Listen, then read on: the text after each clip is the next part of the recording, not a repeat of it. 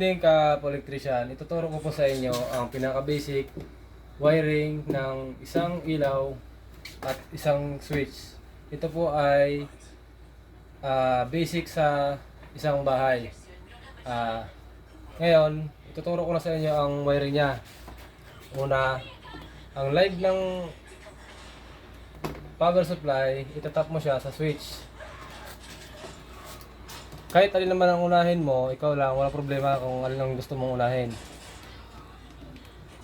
Tapos, ang puti ng switch, itatap natin siya.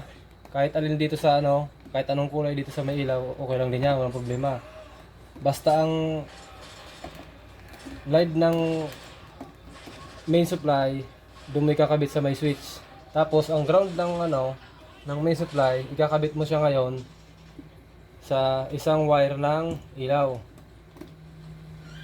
Na-timing lang na magkakulay sila kaya okay. Okay, testingin na natin. Saglit pala, ilalagay ko muna ayusin ko muna yung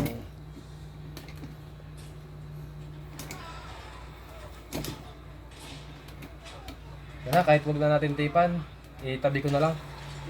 Pero wag niyong gagayahin to kasi delikado to pag halimbawa na hawakan niyo yan. Okay.